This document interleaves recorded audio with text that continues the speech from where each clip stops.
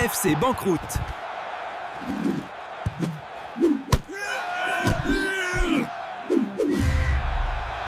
Allez, salut, on se retrouve pour les pronostics du match de mercredi avec beaucoup de matchs de coupe. On a notamment la Coupe du Roi, la Copa del Rey en Espagne, la Coupe de la Ligue en Angleterre et la Coupe intercontinentale avec la finale avec le PSG contre le Flamengo.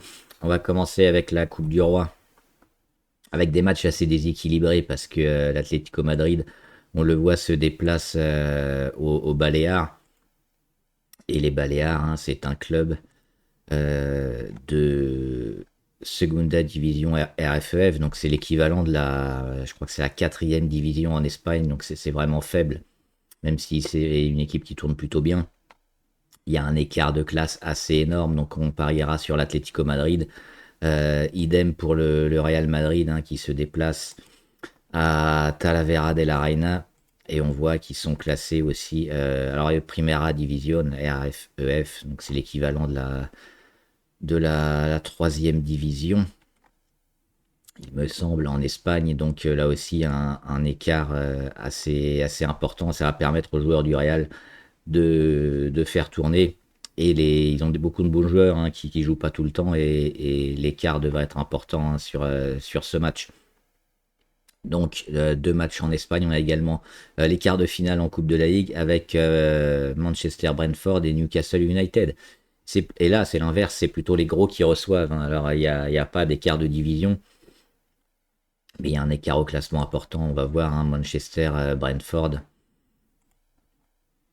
avec ce classement. Donc là, évidemment, c'est les quarts de finale de Coupe de la Ligue, mais en championnat, Manchester, ils sont à 2 points seulement d'Arsenal. 11 victoires, 1 nul, 4 défaites. Et puis, ils sont à domicile, surtout face à une équipe de Brentford classée seulement 15e. Qui aura du mal en déplacement. Donc on va jouer sur l'équipe de Manchester City. Et enfin, on a Newcastle. Alors Newcastle, on les connaît. À domicile, ils sont très forts. À l'extérieur, c'est vraiment une équipe très moyenne. Mais là, ils reçoivent Fulham. Donc ça devrait être relativement facile. On le voit, à Sunderland, ils ont perdu. Ils ont fait un nul au Bayer Leverkusen. Mais à Burnley, ils ont gagné. Mais dès qu'ils sont en déplacement, c'est cette équipe de Newcastle. Alors sauf contre Everton, je crois que c'était leur seule victoire. Ils sont mauvais, mais à la maison, c'est très solide. On va le voir, le classement à la maison pour Newcastle. 5 victoires, 1 nul, 2 défaites. Et ils vont accueillir Fulham. Fulham qui est à l'extérieur en championnat n'a gagné que 2 fois. 1 nul et 5 défaites au classement. On rappelle, alors, Newcastle, ils sont pas très bien classés, seulement 12e. Donc la Coupe de la Ligue, ça peut être un objectif. En plus de remonter au classement, évidemment, et essayer d'accrocher les places européennes. Mais un titre en Coupe de la Ligue, ça peut sauver la saison.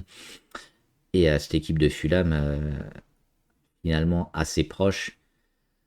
Mais on sent qu'il y a quand même un écart de classe entre les équipes. Et puis le fait que Newcastle reçoive, ça devrait faire la différence. Donc là aussi, on jouera sur Newcastle. Donc les 4 premiers matchs avec les victoires des clubs espagnols, les gros clubs espagnols à l'extérieur, en Angleterre à domicile, et la finale de la Coupe intercontinentale avec PSG Flamengo. Alors, c'est un match qui semble quand même plus équilibré qu'il n'y paraît, même si historiquement c'est toujours le club européen quasiment qui l'emporte. On l'a vu à la Coupe du Monde des clubs, les clubs brésiliens étaient plutôt intéressants et plutôt joueurs. Ils ont aligné des belles performances. Alors la question, c'est de savoir un peu où en est le PSG, parce que le PSG au top niveau, normalement, il n'y aurait pas trop de problèmes. Et on voit que les blessés reviennent. Côté parisien, on a Dembélé qui est de retour. On a aussi Désiré Doué qui a joué contre Metz, qui a marqué. Donc pour le PSG, et toujours là, cette capacité à marquer avec beaucoup de joueurs différents. Zahir Emery, on ne sait pas ce qu'il fait en latéral, mais c'est assez spécial des fois les choix du coach, mais bon, dans l'ensemble, c'est plutôt efficace. Et on a Flamengo, pour le coup, Flamengo, ils vont jouer encore un match parce que Paris, ils viennent pour jouer uniquement la finale. Flamengo, ils ont déjà joué contre les Pyramides, donc ils ont déjà un match dans les jambes. Ça peut aussi influer. Paris, ils devraient avoir leur équipe type avec le milieu qui marche bien, Vitinha, euh, João Neves et Ruiz. Et Flamengo, même ça reste une belle équipe, hein, on le voit dans leur championnat. Et Cruz Azul aussi, c'était un match intercontinental. Donc ils ont deux matchs finalement, deux matchs Cruz Azul et Pyramide.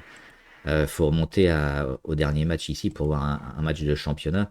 Alors ils sont leaders dans leur championnat, hein, c'est une très belle équipe au Brésil, mais bah, le PSG revient bien, le PSG récupère ses blessés, et puis le PSG a deux matchs en moins finalement hein, pour cette rencontre face à Flamengo. Donc je pense toujours pour un petit avantage. Je serais surpris qu'il y ait un gros score, hein, 3 buts d'écart ou vraiment un score à rallonge, mais je pense que le PSG va quand même s'imposer d'un but ou de deux buts en fin de match. Mais Flamengo devrait opposer une belle résistance en première période. Donc voilà, on jouera le PSG et on jouera ces 5 matchs en combiné. Donc il faudra avoir les 5 de bons. Là, ça fait une cote. Donc les 5, les deux clubs espagnols, les deux clubs anglais et le PSG, on a une cote d'environ 5,1. Donc on mettra 10 unités pour ce pari. Voilà, bon prono, bonne chance.